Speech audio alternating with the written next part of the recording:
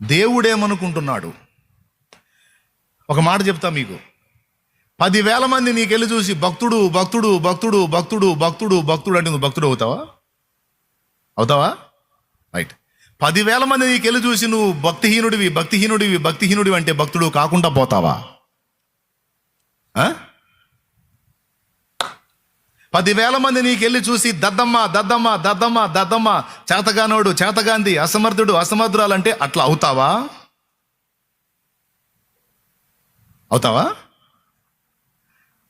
10,000 మంది నీకెళ్ళి చూసి మేధావి మేధావి మేధావి మేధావి అంటే మేధావి అవుతావా? మరి ఎందుకంటే జనాలు మాటలు పట్టుకొని ఏడుతారు కొంతమంది, నాకు అర్థం కాదు. నన్ను ఇలా అంటున్నారు ఇలా అంటున్నారు ఇలా అంటున్నారు ఇలా అంటున్నారు. నీ బొంద పద్దాకలు ఎలా అంటున్నారు, వాళ్ళు ఇలా అంటారు వీళ్ళు ఎలా అంటారు అని వాళ్ళకెళ్ళి వీళ్ళకెళ్ళి వీళ్ళకెళ్ళి వాళ్ళకెళ్ళి చూసి ఆత్మహత్యలు చేసుకునే వాళ్ళు ఉన్నారండి. ఆ జబ్బులు తెచ్చుకునే వాళ్ళు ఉన్నారండి. కుమిలి కుమిలి గందరగోళంగా ఏడిచి బీభత్సం చేసేవాళ్ళు ఉన్నారండి. వాళ్ళు అలా అన్నారు వీళ్ళు ఎలా అన్నారు, వాళ్ళు అట్లా వీళ్ళు ఇట్లా, నా బతుకంతా నవ్వులు పాలైపోయింది, నా బ్రతుకు ఇలాగైపోయింది అలాగైపోయింది అలాగైపోయింది ఇలాగైపోయింది. ఒక మాట చెప్తా, 100 మంది 100 రకాలుగా నీ గురించి మాట్లాడి నీ పరిస్థితిని వాళ్ళు ఎవ్వడు మార్చలేడు. వాళ్ళు నువ్వు చేతగాని దద్దమ్మా అని నిన్ను అన్నంత మాత్రాన నువ్వు అలా అయిపోవు. అర్థమైందా? ఒరే నీకు ఓ గర్వం రో, నీకెంత గర్వం అంటే అంత గర్వం. ఆ చిన్న మందనేమి చేసితివి? అన్నేమన్నాడు? గర్వపోతు అన్నాడు. సౌలేమన్నాడు? నువ్వు బాలుడిరా పిల్లోడు అన్నాడు. గొలియాత్ ఏమన్నాడు?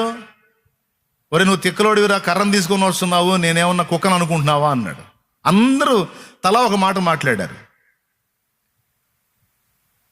అవునా? ఒడిశాల్లో రాయి తీసుకొని కొట్టి దేవుని కృపను బట్టి వాడు కూలబడి వాడు బోర్లబడి దావీదు జయం పొందిన తర్వాత అనలేమన్నారు తెలుసా? మా తమ్ముడే, అది చిన్నప్పటి నుంచి సురికే అయిపోయిందా, మారిపోయాయి. స్తోత్రం. సౌలేమన్నాడు? ఈ చిన్నవాడు ఎవని కుమారుడు, గొప్ప సాహసి. మరి అంతకుముందు పిల్లోడు వంటివి గయా. ఏమైనా అర్థమైందా నేను చెప్పింది?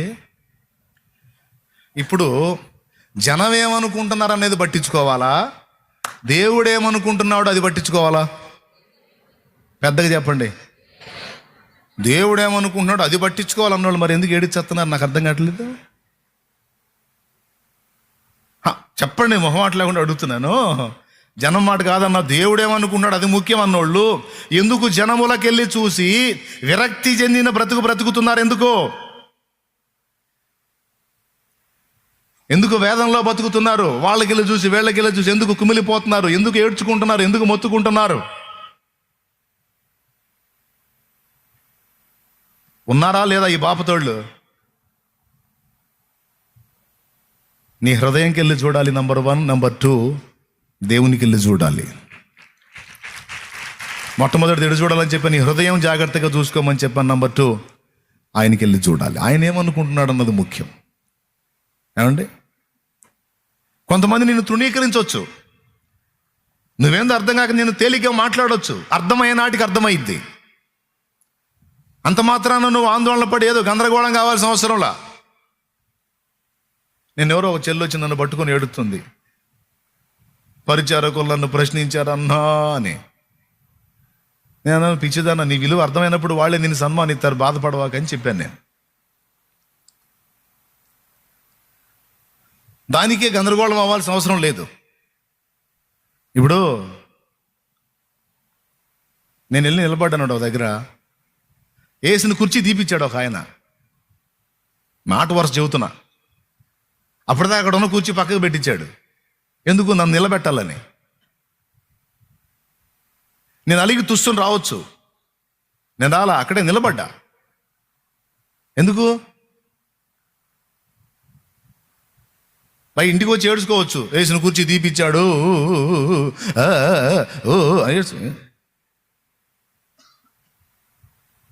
అవమానం చేశారు, చెయ్యనే అన్నా, వందనాలు అన్న, ప్రైజ్ రా బా అన్నా, నేనున్నాను ఇక్కడ అని చూసుమని అలిగి రాలా. స్తోత్రం అనని, అవమానపరచని, ఏం పర్లా ఉంటాయి, గుర్తులు ఉంటాయి, అట్లా ఉన్నాయి.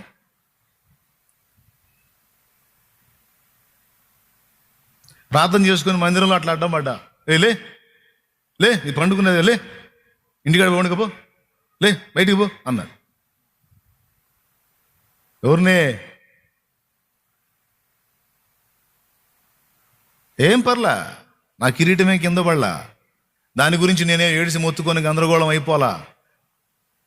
ఆకాశం వైపు చూశాను, దేవుడు ఏం మాట్లాడుతున్నాడు. ఇప్పుడు నన్ను గురించి దేవుడు ఏమనుకుంటున్నాడు అది నాకు ముఖ్యం, కానీ వీళ్ళు ఏమంటే నాకెందుకు? మరి దేవుడు ఏం చేశాడు? అరే ఇంత తృణీకారాన్ని ఓర్చుకోలేరు, ఇంత తిరస్కారపు మాటను తట్టుకోలేరు. అరే రే రే రే ఏదన్నా అంత మాట తగిలిందంటే లోపల పాటు ముసుకేసుకోవటం, సీదేయటం. ఏం బతుకులో ఏమో నాకు అర్థం కాదు. నాకేదో అయిందని కాదన్నయ్య, తల ఒక మాట అంటుంటే అసలు చచ్చిపోవాలనిపిస్తున్నా అన్నయ్య. పనికి మాలిందన్న నువ్వేం విశ్వాసం నాకు అర్థం కాదు. చచ్చిపోవాలనిపి దెయ్యం ముఖం వేసుకొని దులిపేయటం నేర్చుకోమని దేవుడు చెబుతుంటే ఇలా అంటున్నారు. అలా పట్టించుకోవద్దు. దేవుడు ఏమనుకుంటున్నాడో నా హృదయాన్ని దేవుడు చూస్తున్నాడు, నా జీవితాన్ని దేవుడు ఎరుగును. నేనేం చేశానో, నేను తప్పు చేశానో, న్యాయం చేశానో, మంచి చేశానో, చెడ్డ చేశానో, వీళ్ళు నన్ను అపార్థం చేసుకున్నారు, మిస్అండర్స్టాండింగ్ చేసుకున్నారు, అందుకే నన్ను ద్వేషిస్తారు. నా తండ్రికి తెలుసుగా నేనేందో. దీన్ని బట్టి ఏం ఆలోచిద్దాం? పరుల మాటలను బట్టి కృంగిపోదామా, కుమిలిపోదామా, నిరాశపడదామా, నిరుత్సాహపడదామా, సావులు బతుకులంటూ ఆత్మహత్యల కోసం వెతుకుదామా?